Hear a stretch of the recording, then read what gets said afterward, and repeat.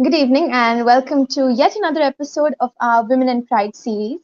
I am Afra from the NanhaGyan team and I am elated to be joined by all of you today. And aside from that, I will be joined by a very eminent mother-daughter duo. The mother happens to be a former principal of a very renowned school here in Nagpur, and the daughter is riding in the sun with the success of her poetry and anthologies. So I'd like to welcome Dr. Purnima Kulkarni and her mother, Mrs. Rani Trivedi ma'am. A very warm welcome to you on our channel, and I am absolutely ecstatic to be interviewing you today. Thank you so Oh, much. hello, Afra. Hello, happy, delighted, and absolutely ecstatic to be on your show. And I would like to extend my heartfelt gratitude to my mother student, Ms. Romal Surana, who's doing phenomenal work for NanhaGyan Foundation. Wonderful. I would definitely agree with that. And I've been told that today is Rani ma'am's birthday. So firstly, on behalf of all of us at NanhaGyan, I'd like to wish her a very happy birthday. And ma'am, would you like to say a few words on that? Thank you so much, dear Afra. You're welcome. Today, my birthday, is a special occasion because I just got over a very bad illness, and I'm back to normal now. Okay, and today we enjoyed a musical program at the Yashwantrao Chauhan auditorium. It was just awesome. Yes, so that I'm was a very glad to know that. treat, actually, musical treat. That's lovely. I think that's one of the best ways to celebrate your birthday. So, ma'am, I Yeah, believe you also have been editing a book. Would you like to share yes, some yes. snippets from that? Yeah, I would like to read Rooted in Truth. Yes. Okay, Lord Ganesha's name epitomizes the divine truth. It weaves the universe with mighty roots. Lord Ganesha helps us touch the beams. Just feel his power. His everlasting grace rains down like the June showers. I hold on to his protective cloak with unparalleled love. He is the Alpha, Omega, and the supreme power, dazzling from above. He offers me his indomitable strength. His forgiveness cannot be measured in lengths and breadths. Lord Ganesha caresses this earth with mercy. His glory spreads from India to New Jersey. Ganesha kills demons and uproots the evil. He protects the world from chaos and upheaval. Ram upheld Dharma in Treta Yuga and Krishna in Dwapar. Ganesha is the champion of wisdom and righteousness and the world's greatest rafter. Thank you so much. You're most welcome, and that was lovely. It was very well written. I'd like to congratulate you for that. So, before I begin, I'd like to say something about our two speakers. So, firstly, I believe that aside from being very successful in their respective fields, they also run discourses, a Yeah. center in Pune for teaching English literature, language, and culture. Ma'am, I wanted to ask: is this center that why have you named it discourses firstly? And aside from English, I mean, obviously it says English literature and culture and stuff, but have you also kind of touched upon native aspects like native languages or native stories as such? All right, so let me tell you more about discourses because the journey has been very interesting. Hmm, After working in reputed colleges all over Pune, hmm, I worked at Ferguson College, Garware College. I worked with St. Mira's College for 10 years, hmm, but hmm, I was teaching the same university syllabus year after year. So I hmm, thought of starting my own venture called Discourses, a center for English language, literature, personality development, cultural studies, and public speaking. So when I was looking for a logo, I realized it should be a mic because I consider mic to be my, musical instrument. Okay, people love the guitar, people love the sitar. There are so many musical instruments people are passionate about. I'm passionate about the mic, and the dictionary meaning of discourses is any spoken or written speech. So here we teach spoken English, but not just that. if students need to acquire an undisputed command over the language, they need to develop an insight into literature. And then, cultural studies happened during the pandemic. When I started authoring books, we had a grand launch of our book called Krishnashtaka Anthology, which is written in praise of Lord Krishna. And you won't believe, it's such a cosmopolitan anthology. People asked me if I was, promoting Hindu culture or something of that sort. But then, Hindus, Muslims, Sikhs, Christians, everyone was a part of this book. So we had some great contributions. We had a contribution by Rolf Doppenberg, an international author. And then we launched a book, called Om Gang Ganapate Maha. The other day when we met Romal Madam, she attended our book launch as well. So we thought, we must write a lot, because, students had lost touch with creative writing completely. So discourses also got into, creative writing. So now we are a center for language literature as well as creative writing, dear Afra. Thank you. Thank you. That sounds very, very nice. I think during the pandemic, I think a lot of us took the hit with regards to, as you said, creative writing, with regards to our education as well. So I have a few questions on that. But before I get into that, since you seem to be writing a lot, I think your work seems to have a lot of undertones of religion and divinity. So is this like a recurring theme that you tend to write about often, or do you also deviate from this? Writing has been a very interesting journey. My first book was called Assorted Plumerias, which was, it's the title itself is assorted. So there were a variety of themes in the book. It was an anthology of poems. And then I came up with an anthology called Autographs from Heaven, which was about 60 flowers.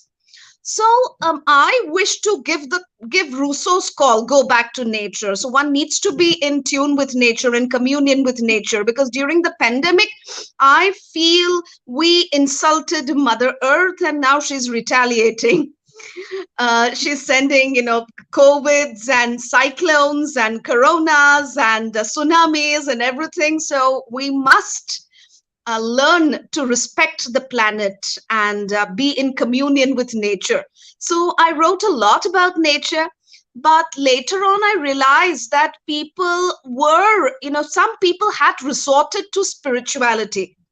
So I thought, I've always been a spiritual person because of my mother. So, Rani Madam, who you're speaking to right now, is, into meditation. And she's the one who trained me in, Bhagavad Puran, in Mahabharata, Rama, and all the literary texts.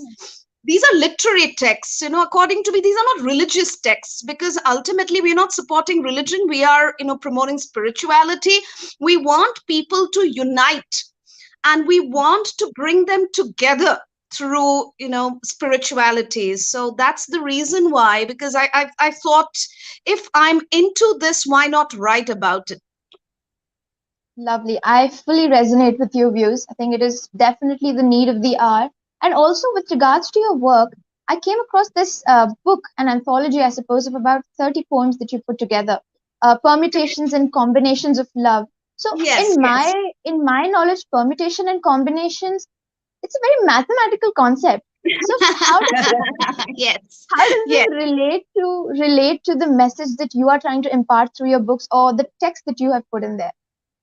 Okay, this is a very interesting question, Afra, and I'm glad you talked about Permutations and Combinations, which is an international anthology for which, some engineers also asked me this question. I said, probably we would have, chosen this title, Permutations and Combinations, because as you said, it's a very mathematical title.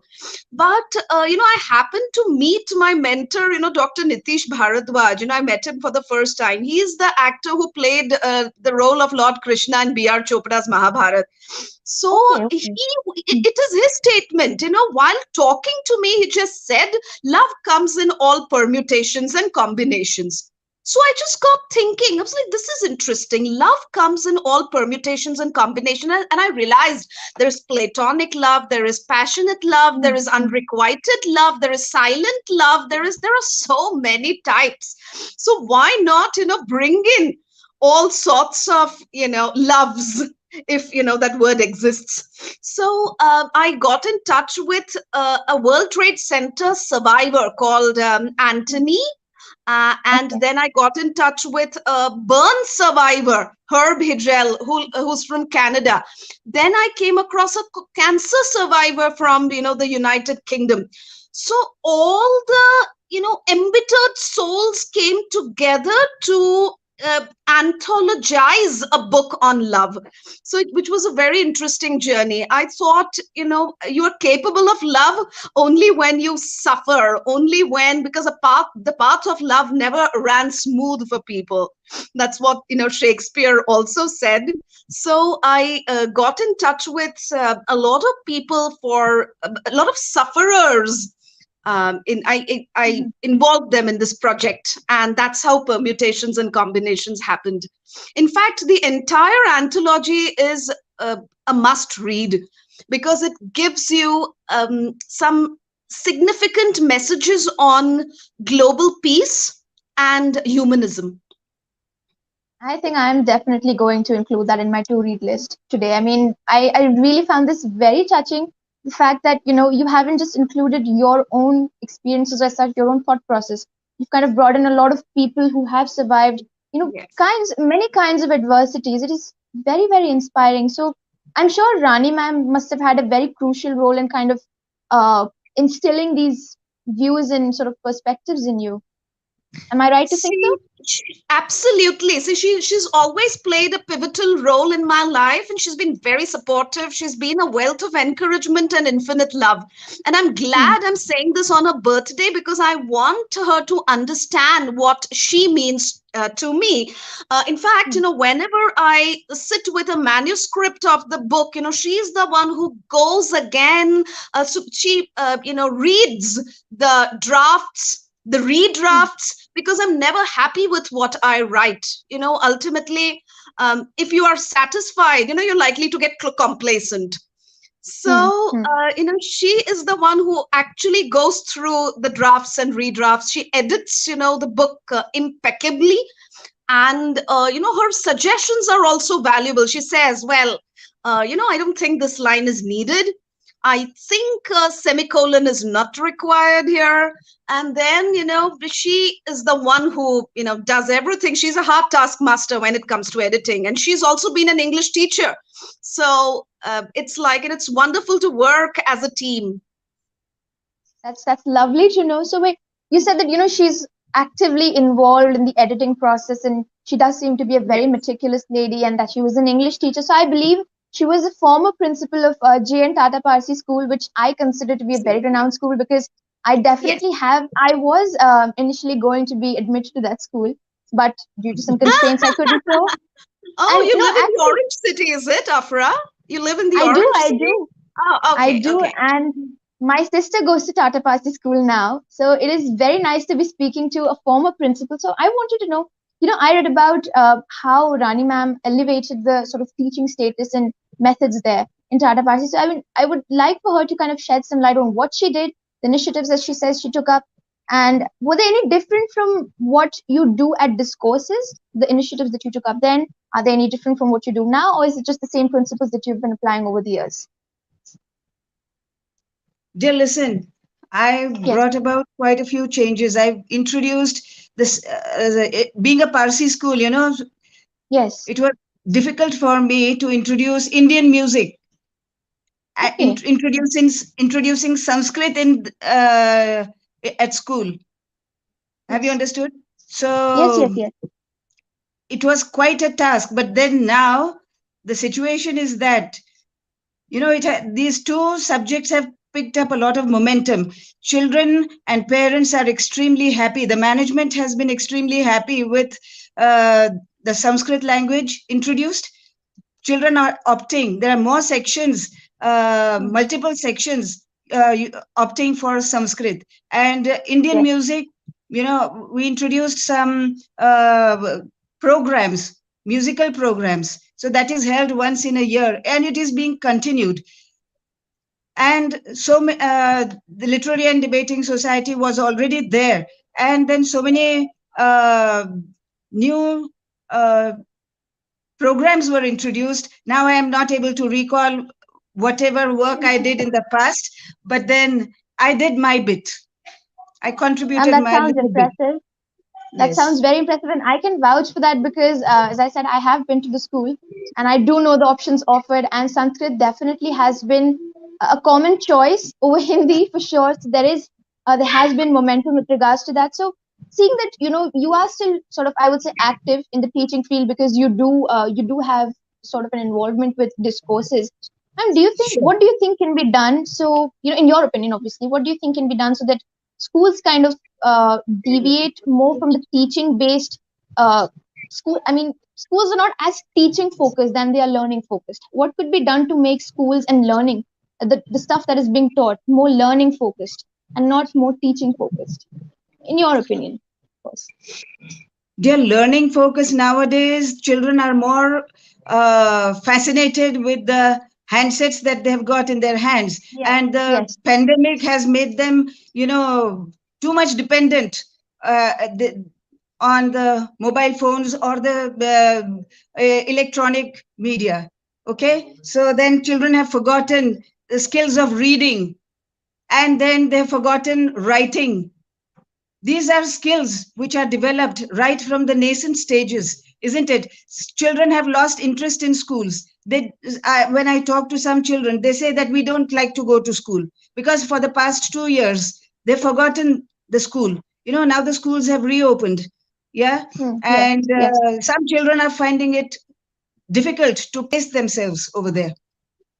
Hmm.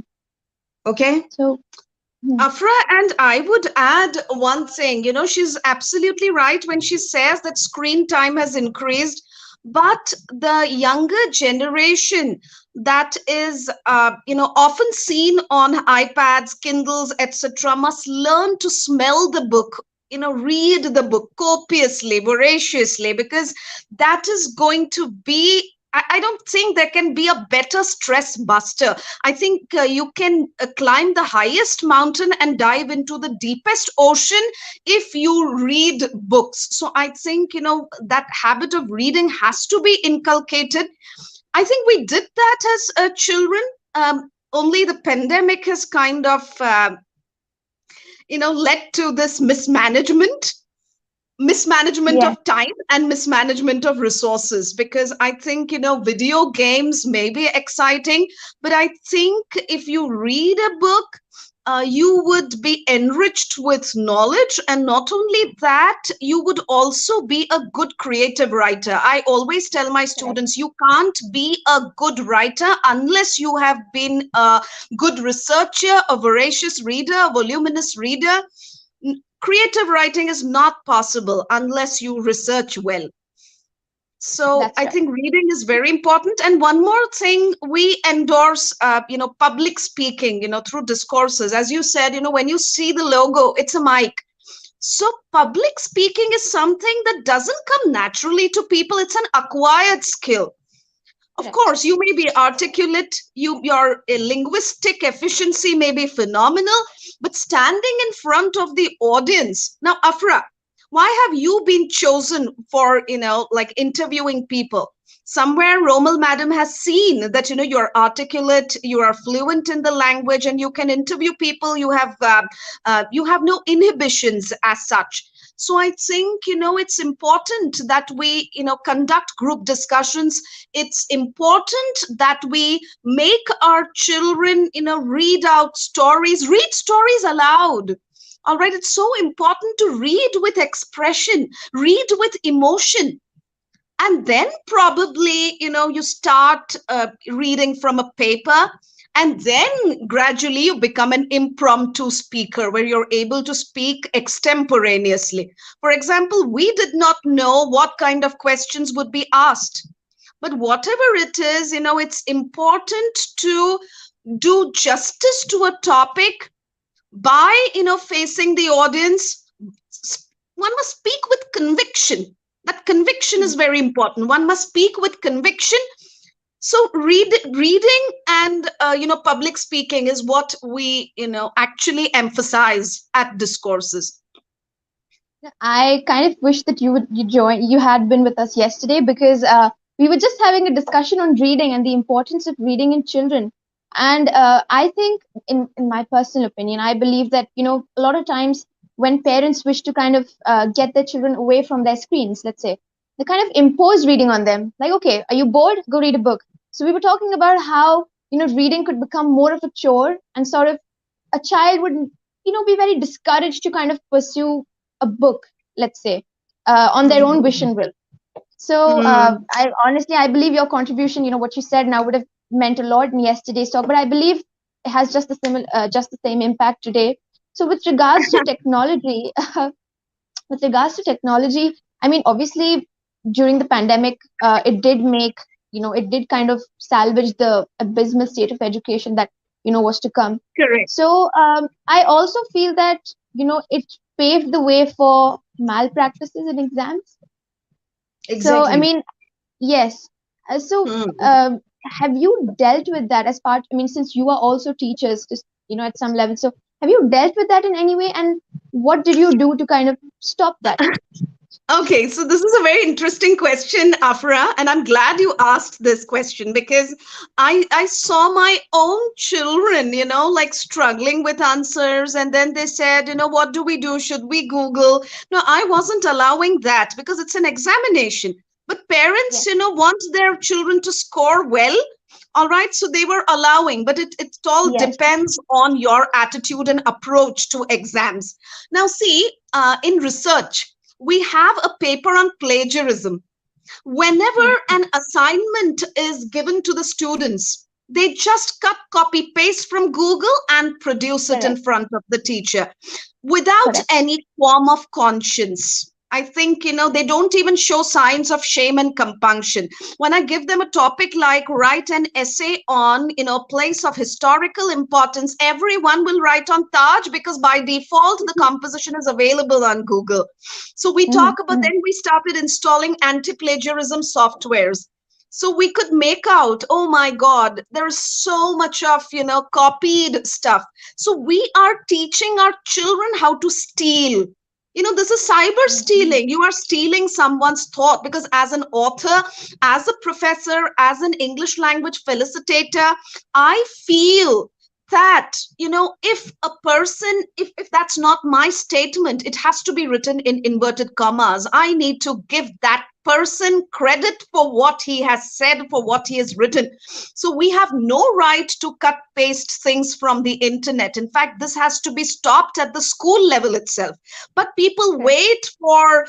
wait to enroll themselves for, MPhil and PhD, and then they realize that, oh, I'm not supposed to copy because there's something called an anti-plagiarism software, and if we get caught, then our degrees will be confiscated. So it's a serious matter. But then I think, habits die hard. When did it start? It Hmm, started in school. And one student of mine, from some other school, all right, I will not name the school because, I'm talking on a public platform. But the child said that their teachers are allowing them to, copy from Google, which is very sad. And the entire situation is dismal, deplorable, and pathetic. And we need to do something about it, because if the students are not able to think, this Google is killing their thinking ability. So, I would make an appeal to NanhaGyan Foundation. Here we empower students, here we empower children.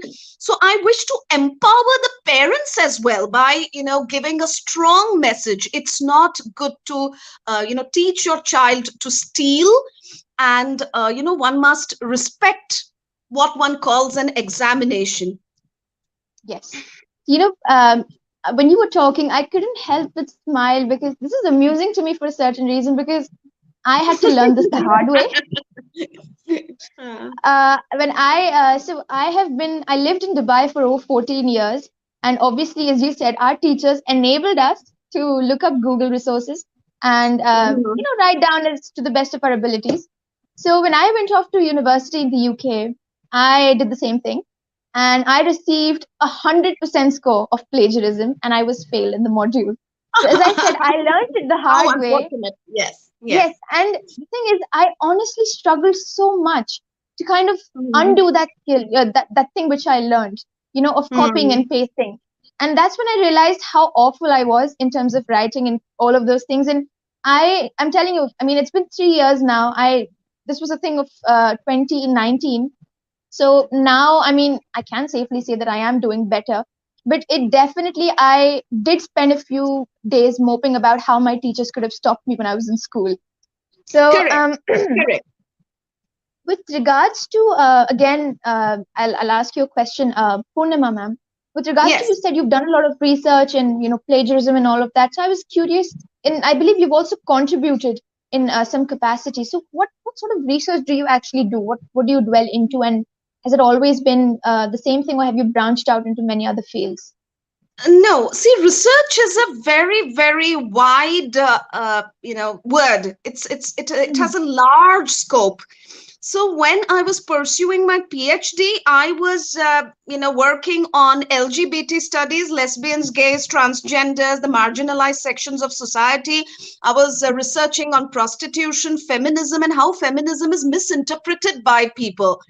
Mhm. Because when you say you're a feminist, what are you doing for women's empowerment is my question. So people just pass sweeping statements without researching what it is. So it's very important to know if it's going in black and white, because I have to submit a thesis to the university and I'm solely responsible for that. And if I'm going to put a doctor before my name, I have to research in such a way that if a question is asked regarding these subjects, my I should not kind of I should do complete justice to what I have done. So it started with accepting people in the mainstream of the society, or through my research probably I made a sincere endeavor to appeal to the society that there is a certain group of people who are getting alienated and estranged from the society, and we need to accept them in the mainstream. It all started from there. And then when I started writing, I realized that if I'm working on 60 flowers, I must read up, horticulture, horticultural therapy, James Jock Rousseau's philosophy, the nature poets, etc. So a lot of research goes into the making of every book.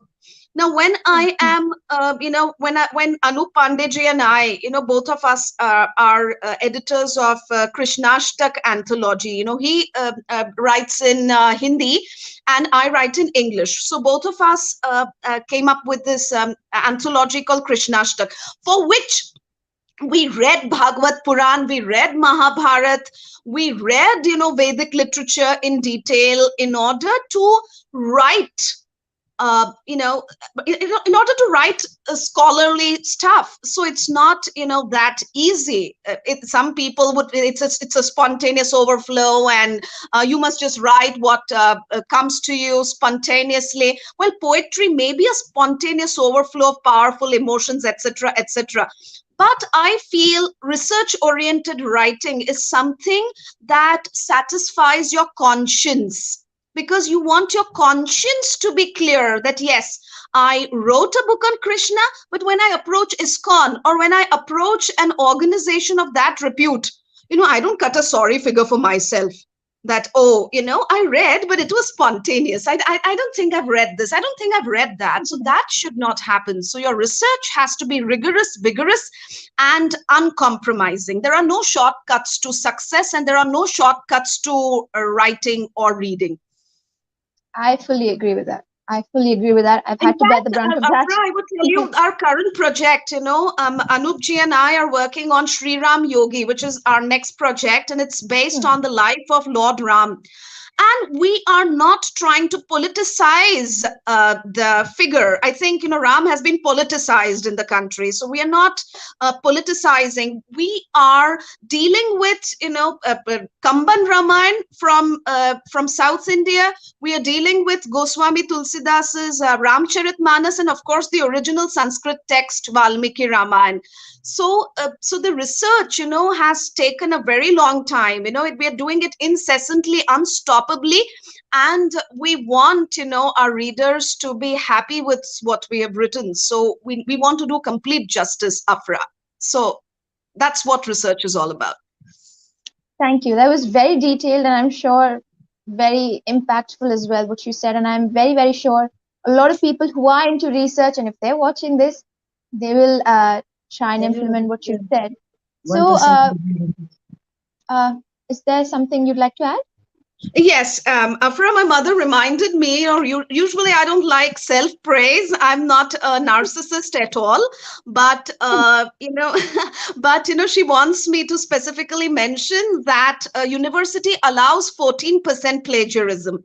Okay, if they Oh, find anything that's beyond 14%, you are asked to repeat the thesis. You have to redo it. So in my case, it was just 1%. And why 1%? Because I probably used, some quotations in, yes, references, yes. etc. So that 1% must have come. But my guide himself was flabbergasted. He was astonished beyond limits. I said, what have you written? In which language have you written? I mean, how come, you're the only person with 1% plagiarism? How did that happen? So, well, I think I don't believe in quoting people straight. I always try to paraphrase or summarize when I have to, talk about an expert, or when I need to quote someone. I would try to paraphrase and write in my own words. I just don't take it straight from the internet or from the primary sources.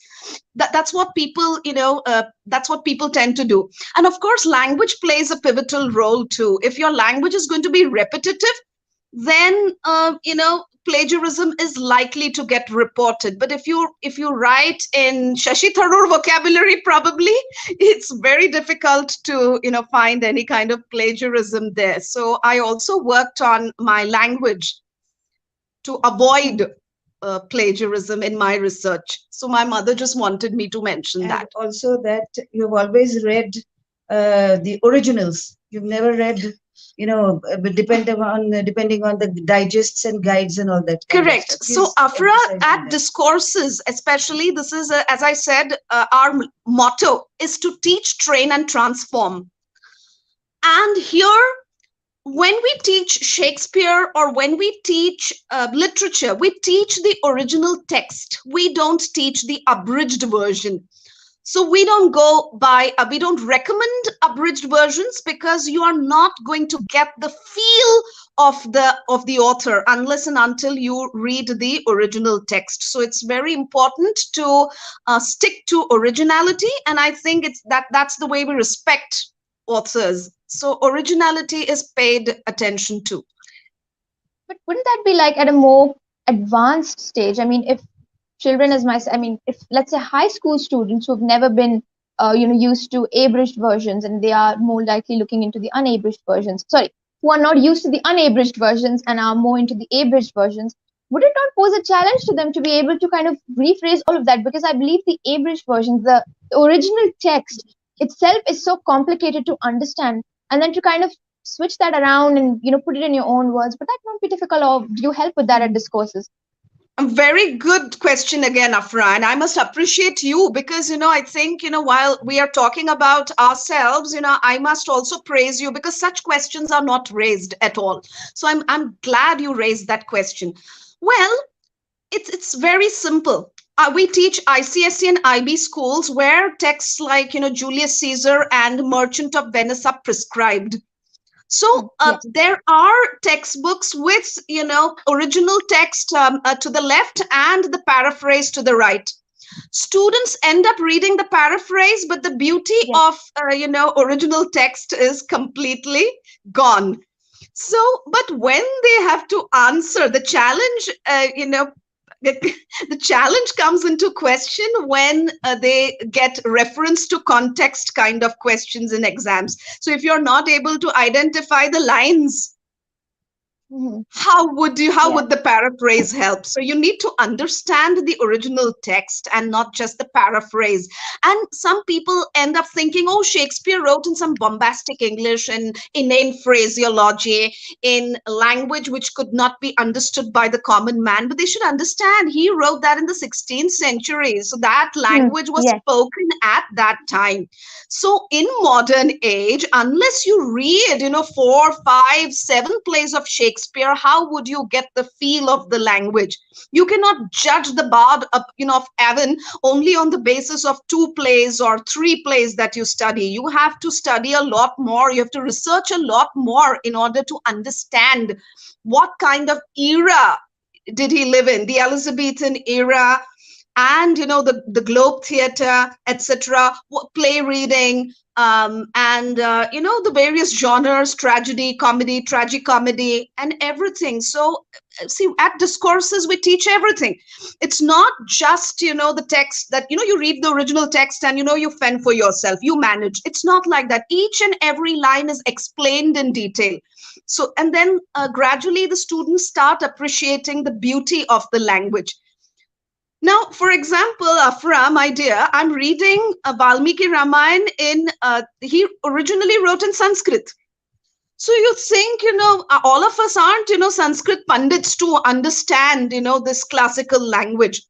We need to take a lot of references, but then the beauty of the lines can only be appreciated if you read the original and then probably try to understand the paraphrase. But then, shortcut is something that's a red flag. Shortcut is a red flag. First, try reading the Sanskrit text. If you don't understand, read the paraphrase and then go back to Sanskrit text. This is what I would recommend. So original text is very important. Okay. So Unabridged text is very important. this is firstly not an attempt at flattery from my end, but I think your guide was rightly flabbergasted because I am too. I am honestly speechless at this. Mhm. But along the lines of what you just said, Miss Gayatri Bhaskar just posted a question from our Facebook Live that it must be very exhausting work to kind of go through so many forms of literature. So how do you sit and interpret all of those? It must be very taxing. She says, how are you planning to interpret all of them in one form with regards to the different versions of the Ramayana? Okay, so this is again, thanks to Mrs. Does that question come from Mrs. Gayatri Bhaskar? Yes, yes, it did. All right, all right. So first, first of all, I must thank her, and I, extend my heartfelt gratitude to her for this question. I think, I enjoy researching. It's my dominant passion. I enjoy reading. I enjoy learning languages. So what happens is if you enjoy, or when you are head over heels in love with, literature, your subject, Hmm. it is not taxing anymore. So this is something, after working in the kitchen can be very taxing for me. I get stressed, my blood pressure escalates, all right, because I cannot manage household chores. But if you ask me to research, I think I will sit non-stop for 36 hours. I keep telling my literary partner, Anup Pandeji, why do I have 24 hours? I need 36 hours because these hours, 24 hours are not enough for me. Most of the time is, like most of the time we are sleeping or doing household chores or, teaching, managing kids, etc. So I think it's very important that you find that extra time for research. And as she mentioned, how about different versions of Ramayana.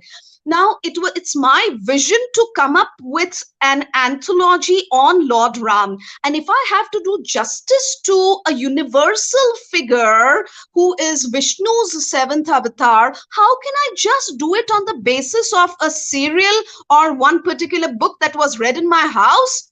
All right, it's not enough. I need to know what, how Ramayana is interpreted by, South Indian writers. How is it, interpreted by, North Indian writers? And of course, what does Thailand, Thailand, Malaysia, there are so many, Angkor Wat, you must have heard of Cambodia as well.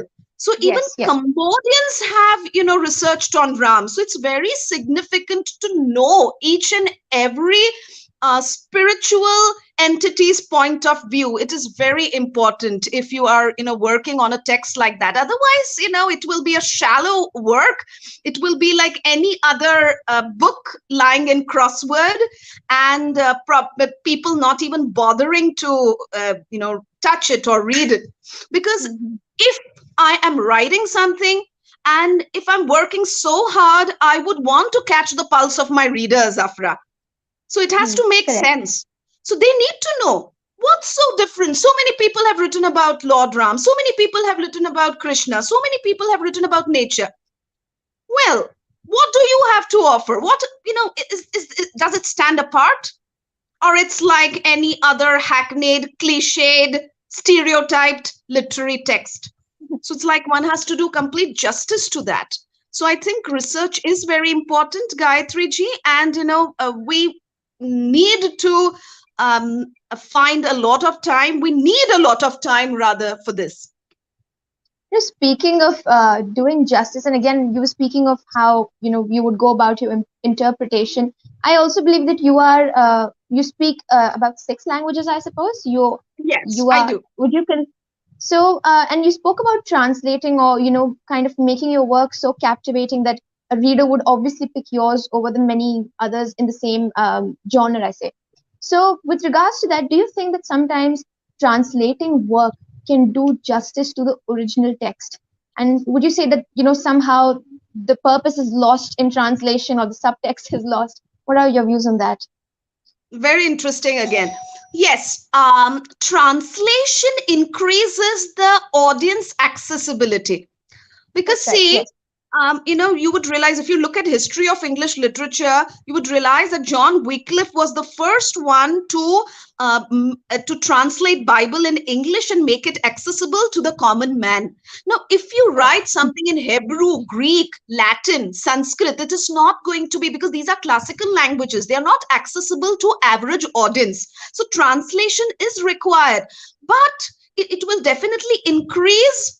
It may not touch the original, but it will definitely increase and enhance the readability, because English Hmm. is a language which is widely read. If you write in Hebrew, Hmm. it will just, be restricted to a few ecclesiastical figures in the church. Only they will be able to grasp it. All right. So if you want to make your text accessible to the common people, and if you want to enhance readability, translation is very important.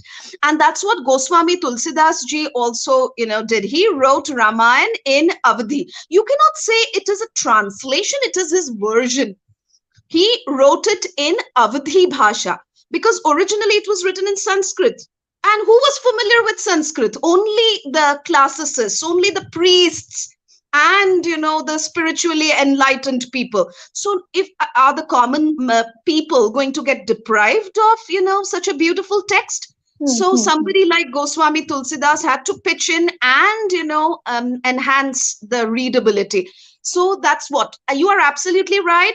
Translation can never touch the original text, but it will definitely increase the readability and make it accessible to the audience in a language which is widely spoken and read.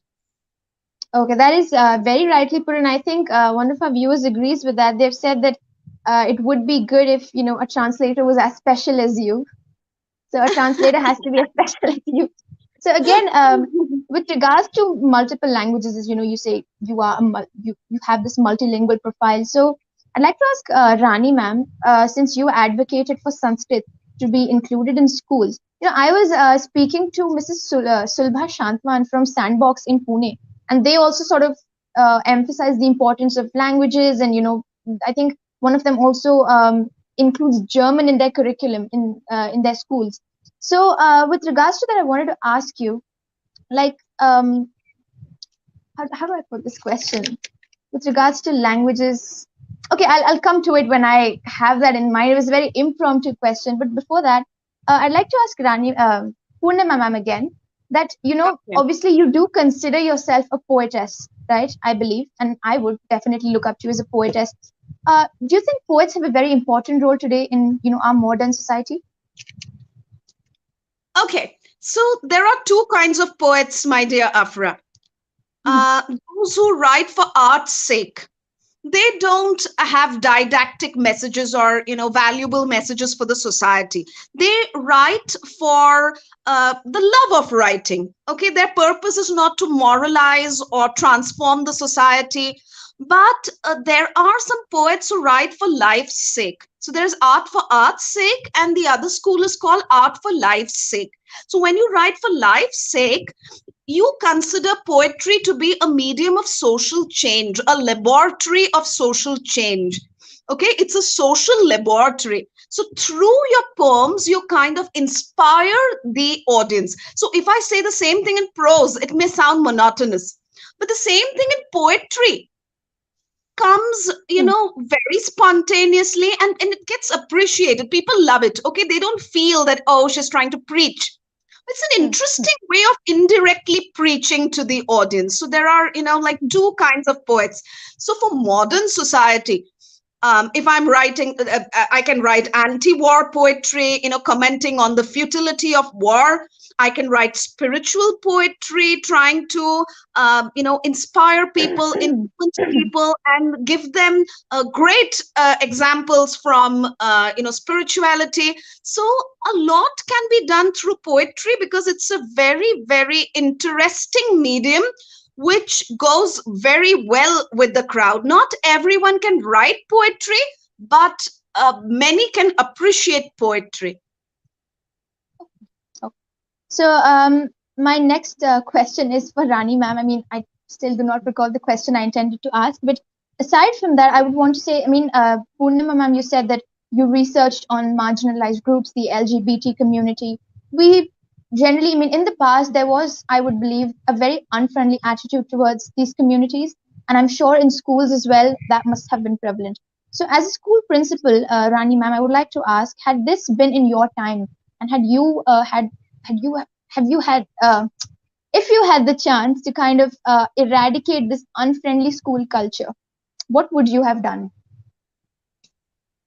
No, in my school, there was no unfriendly culture as No, in an such. event of one, in an event of one, let's say you were to witness as a principal a sort of Their hostility towards certain groups of people. hostility doesn't work. We have to understand the problems, the Mhm. ways, the conditions from where these people come. Yes, because marginalizing people is not a solution. You have to Yes. find you have to find ways and means of accommodating people in the common stream. Through all inclusive approach. Yeah, and Correct. the education policy has included the all inclusive sort of a policy, isn't it? uh, Mm. So I feel that understanding and accommodating people coming, this hierarchy should not be there. The so-called rich and the poor. Why do we have uniforms in school? So that we don't discriminate between the so-called people coming from rich families and the not so fortunate ones, Mm. Mm. right? But yes, but I believe like a lot of times you do learn a lot of things, such as on the on discriminatory lines. You do learn a lot of this from home. So a lot of how can teachers kind of foster this positive culture that you are talking about? Because as such, you do learn a lot of things at school. The good stuff, discrimination is not good. We have laws against that. But when you go back home and you kind of see your parents engaging in the same thing, so what I mean to say is how can teachers foster that sort of positive culture in their schools, which would kind of get children in their capacity to stop doing that or stop their Yeah. parents from doing that? Any change doesn't come easily. Yes. Transformation takes a long time. And then we as teachers have to, take an initiative, and we take more value based lessons, moral lessons. We teach through so many examples, isn't it? And if we people start discriminating, then it's very difficult to bring about a change. Correct, correct. That's right. So I agree with practice, that. begins, at home. Yes. So Afra, now I my want very to add Yes, to this. yes, please. I'm sorry to interrupt you, but I must No, no, please. mention, because you touched upon discrimination. I'm reminded of a poem written by Walt Soyinka. It is called Telephone Conversation. And I Mhm. happened to, I taught in this girls' college for 10 years. And I just, I started teaching this poem, and I saw a lot of discomfort on, people's faces. Now, see, the poem is as follows. I'll just give you a quick Mm, gist because it's very important for the audience today. Now, mm, see, there is a dark, American who wants to hire an apartment which is owned by a white lady. But, the white lady understands, she realizes that the person who's speaking to her is dark. He's not white. I will not use the word Negro. It is banned. Okay, they were called Negroes once upon a. It's an abusive word which is not supposed to be used. It's a red flag. So I'm using the word dark and white. Okay, so mm, this white-skinned lady is quite, disappointed. She doesn't want to give him the apartment, and she ends up asking him, "What is your complexion like?" Now, what is the relevance? She asks him, "What's your complexion like?" His answer is an absolute cracker. He says, "Facially, I'm brunette. My hands and my legs are peroxide blonde, and my buttocks are raven black. That's my complexion." Now, when I read this poem, when I explained this poem, the girls were just looking at each other, and they said, "Ma'am, he's given such an indecent answer. This is such an indecent poem." I was like, if this poem is indecent, why is it prescribed in the university syllabus? Is my question. And my mm, second question is, isn't the lady's question indecent? What right have you correct. got to inquire about some ABC person's, complexion? If you don't want to give your apartment, to hell with it. No one needs it. But you have no right to ask such an indecent question. And then probably, the girls, were satisfied. I had to convince them, because your mind is conditioned. You are Mhm. you are taught, parents tell you it's not allowed to talk about buttocks, and it's indecent, you're not supposed to say this and say that. Okay, but if you research, if you read about the dismal, deplorable lives read by the dark skinned people, if you read books on Nelson Mandela, if you read Martin Luther King, you will empathize with them. So I think we need a lot of empaths in the society in order to accept people in the mainstream. I think even the That's right. transgender community that you see on the road, you live in Nagpur, I live in Pune, don't we see them begging on the road? But how many Yes. of them have the guts to give them jobs? All Mm, right, how many of them are willing to accept them in the mainstream of the society? I think, if you say this to your parents, they would say, "What have you got to do? Why are you transforming and, like bringing a revolution? It's all right, just keep mum. Just don't do anything about it." But the thing is that, as Rani ma'am said, it's not easy to revolutionize. It's not easy to bring in positive change. It's not easy to metamorphose attitudes. But yes, even if you manage to transform, as teachers, if we manage to transform the mentality of our students, half the battle is won. mm, mm. Correct. That's right. And with regards to representation, literature which concerns, which talks about representation as such, I've seen more movies and web series on representation than in books, than in literature. So do you think that, our openness to literature that, delves upon the plight of marginalized groups as such, does that in a way change our perceptions of them and kind of induces a more empathetic approach to That's a them? that's a wonderful way of putting it. See, now in at University of Pune, we have a subject called cinema and literature. We consider Mm, cinematic medium to be a laboratory of social change. So, mm, for example, if I read a novel, my dear Afra, it is like a mm, pocket theater. It can be as long as I please. But if the same thing is made into a movie, I just have to spend 3 hours. If I'm watching Netflix, if I'm watching the same thing on Amazon Prime or something, I can take my own sweet time. I can watch it in the form of episodes maybe. So I'm trying to explain that cinema could be a wonderful medium of bringing in social change, but we need to censor the movies and show our kids the right kind of, because if we don't censor, there'll be chaos in the society. So it's very important to censor the movies, pick and choose. I think this is again, parental responsibility.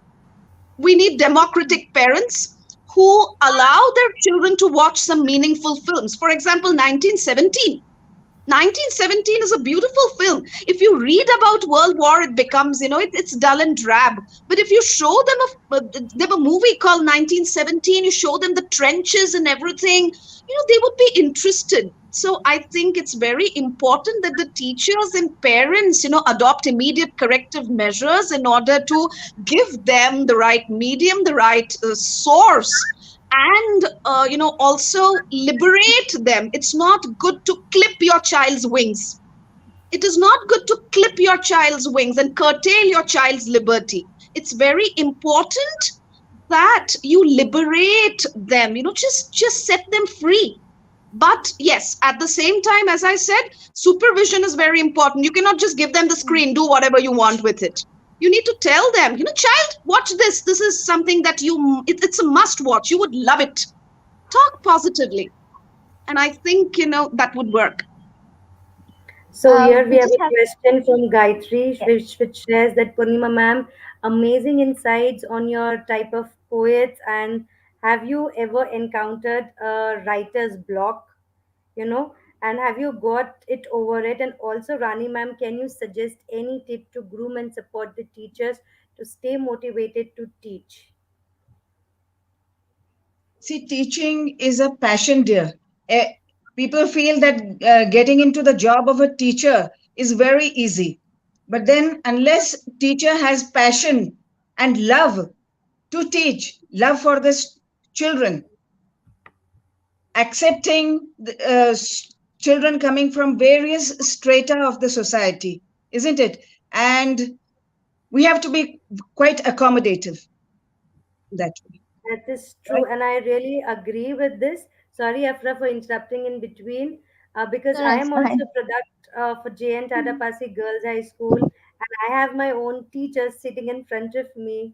After I Yay. think 18 years, my teacher is there in front of me, and I know what all efforts a teacher can take to make sure that all kids learn valuable things. So I am a right testimony to tell you that yes, our teachers has really worked has really worked hard on making, on developing our cognitive brain, our the overall development of us. So today what we are at, all credit goes to our teachers, all their efforts. And thank you, Rani teacher, for being here. And as a and on your birthday, it was a surprise for me when Purnima ma'am said me that today is Rani teacher's birthday. I said, wow, after so many years, a token of appreciation for my own dear teacher would be taking her interview on my platform. When I was very young, I still remember I was in ninth grade, eighth, ninth. Rani ma'am has taught me where beat it history, beat it English, beat it singing. All three subjects she has taken.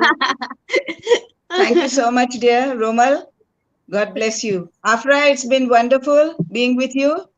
And you are a Thank you, phenomenal, thank you. you are a You are a phenomenal great moderator. You're a great host, my dear. All right, you did a phenomenal job. And thank Thank you you so so much. much, Romal Dee. I'm going to call you Dee because you're like my elder sister. Okay, Thank you. so it's been so wonderful, and I wish to stay connected with your organization and Absolutely. also help discourses grow. I would be very grateful if you help us in our venture, because we want to promote literature, we want to promote cultural studies, and we want to enhance people's public speaking abilities. So in case you have your friends around, let them know what we do. We are Definitely. also We have a available huge on network. virtual platforms. Yeah. Yes, sure, sure. We have a huge network, and we are, see, as NanhaGyan Foundation, we have our main. The thing is, I was a dyslexic child, so I Oh. had my own plus and minuses, and I have been through a lot of things in my school. And my schooling was not an easy job, because there were many kids like me who have been through this ups and downs, but teachers Correct. were very good. I still remember my one teacher, her name was Bose teacher. She used to teach us geography. So, Darshan Bose. Yeah, being yeah, the yeah, correct. Russian Bose, yes, she was the one. For me, geography was very, very difficult task, Correct. because I couldn't understand what is longitude, what is altitude, what are the degrees. You Uh, know, all these were very difficult for a child like me to understand and to visualize. Visualize is a problem for dyslexic kids like me. So she used to bring that globes, and she used to make sure that the class is divided in such a manner that we understand the concept very nicely. Exactly. Okay, so for the what I have suffered, I made sure that in NanhaGyan Foundation we are able to take care of those small things. So we do have different courses available for everyone, whether it be it mother or parents or children. Even for the special needs, we are coming up with a new segment together for special need kids also. Very good. That Excellent. so if you are a special child, whether you are not a special child, you're a normal child, whichever child you are a part of it, and we are there together to make this society an inclusive society. So there are no discrimination amongst the children. So no one is normal, Excellent. no one is special. Every child is a child in its own self. So we are Exactly. working on that mission.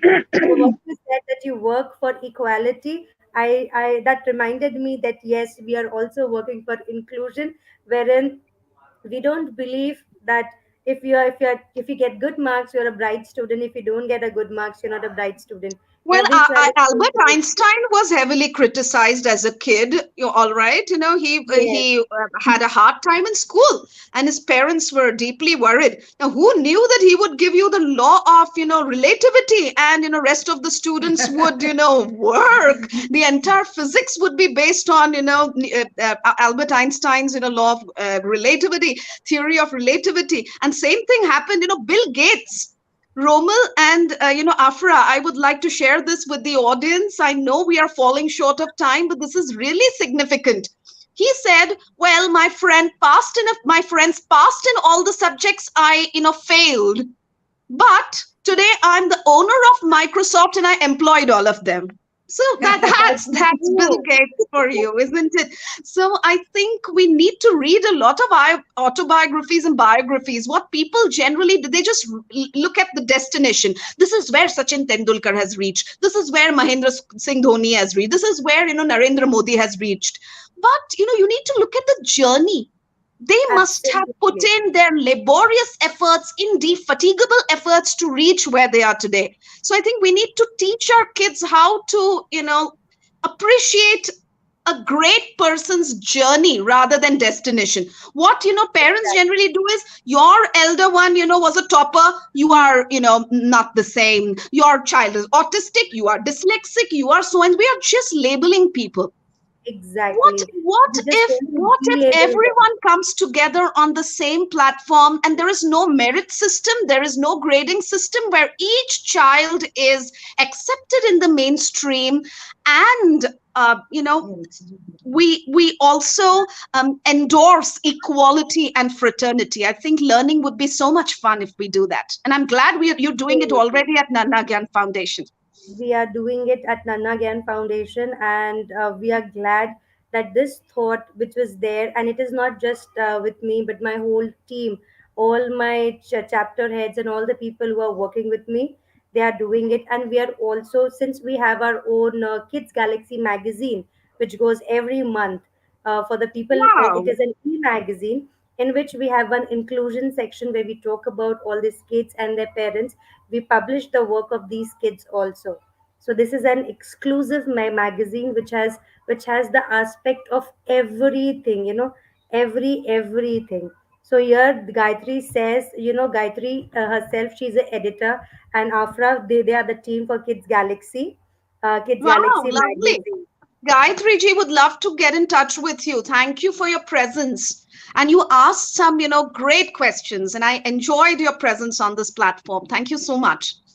And I thank So, all the viewers. And Romalji, I also invite you to participate in my anthology called Catharsis Clubhouse. So I want you to wow. describe your experience from dyslexia to, being the founder of NanhaGyan and the entire journey. It seems awe-inspiring. I mean, it has inspired me and left an indelible impression on my mind. So do give me an article for that. Sure, absolutely. It's an honor and it's a privilege to have you and Rani ma'am on our session. And thank you, Afra, Gayatri, and all the viewers who have been participating. Anup ji, thank you. Rasika ji, thank you. And a lot of people from Facebook have joined us. So, all the viewers, thank you for joining in and keep pouring your good comments continuously. And for your time, Purnima and Rani ma'am. And one more thing before we come to an end, this is a time that people like you, Afra, Gayatri, and as NanhaGyan team, we need to work together when it comes to equality, fraternity, Yes. learning Correct. process. Because we don't want that we should be at just one level, but we definitely want India to be a superpower. So if you want to have superpower across, in the world, then you should have a very strong generation coming up, and that will Exactly. come if you have right learning process, you have good research done, and yes, you are not doing just research learning, you are implementing it, and that is why the leaders are you are most welcome. Woo! Lovely. That's wonderful. Lovely. What a message. I think that your message was an icing on the cake. Lovely. Definitely. Yes. So, with this, viewers, we come to an end of our today's session. Heartfelt gratitude to my teacher, her daughter, that is the mother-daughter duo, Purnima ji and Rani ma'am, and Afra, and all our viewers who are here today. And we'll see you all together tomorrow at 4 p.m. with new speakers sharing their journey, sharing their knowledge on the women of pride. So, we all are women, and we all are proud of being women. So not just limit ourselves to just to Stree Shakti, but definitely use it, others' experience to enhance yourself. And that is what we are doing with Women of Pride. Thank you and stay tuned for tomorrow. Namaste. Thank you. Namaskar. Namaste.